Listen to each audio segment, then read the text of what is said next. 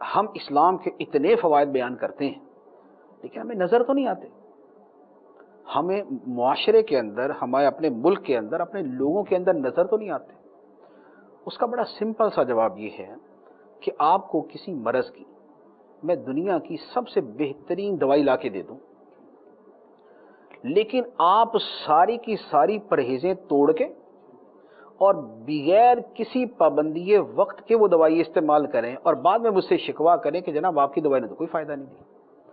آپ کو زکام تھا، میں نے آپ سے کہا کہ یہ دوائی ہے بہت اعلیٰ قسم کی، یوں کر کے آپ صحیح ہو جائیں گے. آپ نے برف کے جناب ٹکڑیاں ڈال کے نا، پیسز ڈال کے گلاس کے اندر وہ دوائی کھائی، اس کو پیا اور اسی کے سامنے چوڑے ہو کے لیٹ گئے.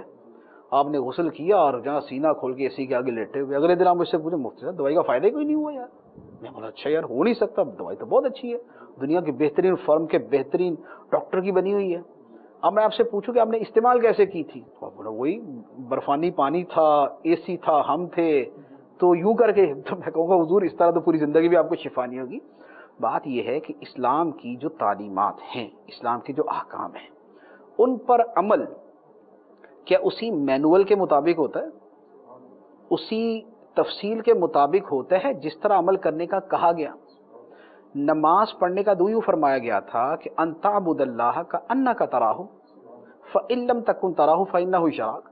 خدا کی عبادت ایسے کر کہ جیسے تو خدا کو دیکھ رہا ہے، اور اگر یہ نہیں کر سکتا تو یہ تو یقین رکھ کہ خدا تجھے دیکھ رہا ہے. تو اس تصور کے ساتھ، اس اعتقاد کے ساتھ کتنی نمازیں ہم پڑھتے ہیں؟ زندگیاں گزر جاتی ہیں، شروع نماز کے اندر تو بعدوں کا نیت بنا ہی لیتے ہیں لیکن تکبیر کے بعد فارغ. تو جب ایسی نماز پڑھی کبھی نہیں جس نماز کے پڑھنے کا فرمایا تھا، تو وہ جو فضائل و ثمرات و فوائد تھے وہ تو اس نماز کے تھے جو اپنے پورے دائرہ کار اور اپنے طریقہ کار کے مطابق ادا کی جائے. جسے اقامت صلاۃ کہا جاتا ہے، نماز کو قائم کرنا، یعنی ظاہری باطنی آداب کے ساتھ اسے ادا کرنا. اسی طرح روزہ تھا. روزہ یہ تھا کہ آپ نے بھوکا رہنا ہے، اپنی خواہشات پہ کنٹرول کرنا ہے، جنسی اور کھانے پینے کی، اور اس کے ساتھ آپ نے تصور عبادت میں رہنا ہے کہ میں ایک عبادت کی ادائیگی کر رہا ہوں جس کا ایک مقصد مجھے میرے رب نے بتایا ہے کہ مجھے تقوی اور اپنے نفس پہ کنٹرول رکھنا ہے. لیکن اگر رمضان کا مہینہ شروع ہوتے ساتھ ہی پورے ملک کے اندر کرکٹ ٹورنامنٹ شروع ہو جائیں، چوری کی بجلی کے ساتھ جناب لائٹیں لگیں، اور جو کبھی نہیں بھی کھیلے تو وہ بھی کھیلنا شروع کر دیں. اگر کسی آدمی کا وقت نہیں گزرتا تھا تو اس نے کہا یار وقت نہیں گزرا، استاد ٹی وی چلاؤ، کچھ نہ کچھ دیکھو.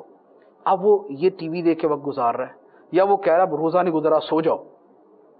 تو جب اس نے سارے الٹ کام کر کے ہی اس نے روزہ گزارنا ہے، اس کی شب بیداری کرکٹ کے اندر ہے، اس کی شب بیداری دوستوں کے ساتھ گپ شپ میں ہے، اس کی شب بیداری اگر کراچی میں تو چلو یار کلفٹن چلتے ہیں، وہ کونے والے ہوٹل کے اوپر بیٹھ کے نا ساری رات نا وہ کیا وہ نیا سا حقہ آ گیا نا شیشے والا، تو وہ پئیں گے.